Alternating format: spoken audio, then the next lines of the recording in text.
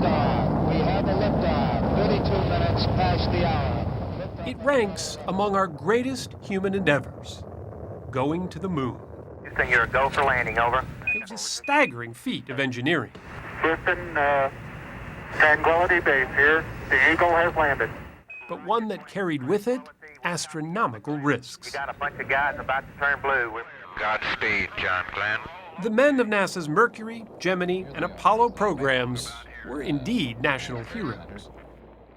But they were husbands and fathers, too. And the wives who stayed behind while their other halves explored other worlds were part of a sisterhood with an orbit all its own. I think we girls all shared something that no other group of women shared in history. I have a scrapbook for each flight. Marilyn Lovell was in the headlines right along with her husband, astronaut Jim Lovell. And this is where we find out exactly where we are in space. In 1968, he was the command module pilot on Apollo 8. It makes you realize just what you have back there on Earth. But Apollo 8 isn't why they make movies about Jim Lovell. Houston, we have a problem. His heroism, later depicted by Tom Hanks, helped avoid disaster aboard Apollo 13. You see, and it looks to me, looking out the hatch, that we are inventing something. But it was no movie for Marilyn Lovell. Okay, now let's everybody keep cool. For 4 days, in April of 1970, every agonizing moment of her husband's dire situation was playing out not only in Marilyn's living room, but across the country. The only goal of Apollo 13, to get the men home safely. NASA expected her and all the wives to be as calm and brave as the astronauts themselves. Throughout the day, a steady stream of friends to the homes of astronauts Lovell and Hayes.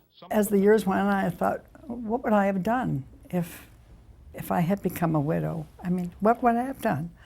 Did you talk about it as a couple? I think it was unspoken. It was. This is the business I was in, and she became my wife, and she understood the business I was in, and that was it. From his earliest days as an astronaut, his career came first. Even when Marilyn found herself pregnant, she hid it from him for 4 months, fearing that it might ruin his chances of going to the moon. And I went, let's see, 4 months, 5, 6, 7. You're going to be having the baby while I'm in space. And don't say anything. If it all sounds like the astronaut version of Mad Men, well, it was, says author Lily Capel. They weren't being flung into space, but they were dealing with the stress of having their husband ride this giant rocket where no man had ever gone before, and also sort of projecting the perfect American family image. She's compiled many of their very real wives' tales into a new book. Each woman, I think, dealt with the mission of having a husband in space on her own terms. Jeannie and Charlie Bassett bought the house one house down from us and built it. The wives, like Sue Bean, once married to Apollo 12 astronaut Alan Bean, used to live close to one another. Buzz and Joan lived right behind us. There was a gate that I could walk through. And you guys would always come back and forth? Across, go and have tea in the afternoon with her. In the late 1960s, this neighborhood outside Houston was kind of a space suburbia.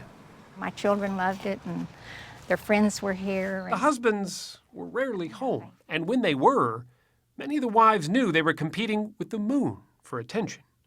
I became pretty independent living by myself with the children because the fellows didn't have time to do the checkbook. They didn't have time to do the yard very often.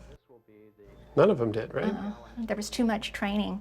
So in that sense, you were all in the same... Yeah, we were all in the same boat.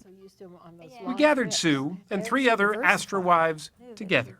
There were certain things you couldn't do. You know, you couldn't go outside in your bathrobe. You had to be dressed, and you had to have your makeup on and your hair combed. Couldn't get drunk at a party. And you couldn't drink too much. Jeannie Bassett Robinson had proudly been astronaut Charlie Bassett's wife. Jane Dreyfus was once married to Pete Conrad, the 3rd man on the moon. And Barbara Cernan Butler is the former wife of Gene Cernan, the last man on the moon. How much of a pressure was there to be the perfect American family? Well, I think we knew we had to be because we didn't want to have anything upset our husband's flights. We all wanted our husbands to be the first, or at least we wanted them to be sure and be up there at the top of the list. And a good, happy And a good- marriage mhm. sort of ensured where you were in the flight It would line? certainly help. Was that hard? I mean, were you always sort of watching your P's We and were Q's? perfect. What you No. They can laugh about it now. 3, 2, But the stress of knowing, or sometimes not knowing, the danger their husbands were in took a toll each and every day. One of the wives had said that they tried not to have arguments because Yes, you weren't true. worried. Because you wouldn't want to have him go off and be killed, and you left on that note of being an argument. You never would argue. So that was consciously. Absolutely, always in the back of my mind. And how did you deal with that? Well, you just put it way back in the file cabinet. And then when it happens, You face it. you face it. You have to cope with it. Jeannie learned to cope early. Her husband, Charlie Bassett, was training for Gemini 9 when he died in a plane crash, along with fellow astronaut Elliot C. The first people at Jeannie's house that day weren't from NASA. They were other wives.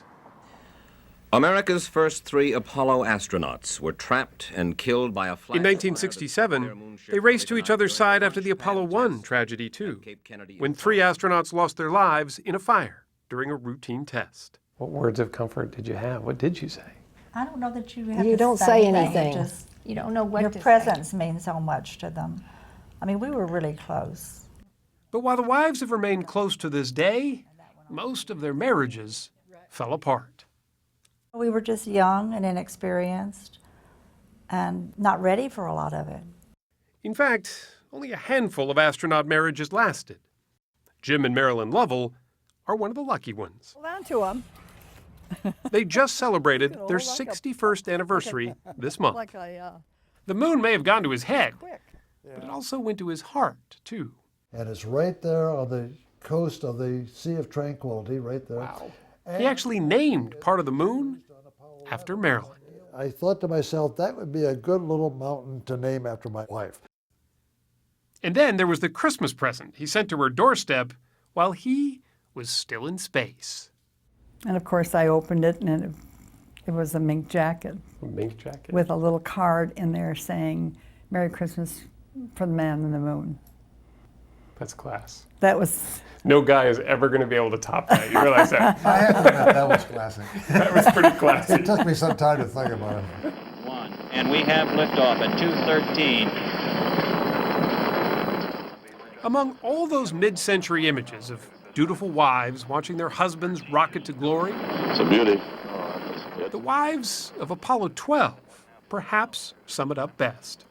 Despite all the trials and all the hardships that the wives endured, being a part of the space race still leaves them feeling proud, thrilled, and happy.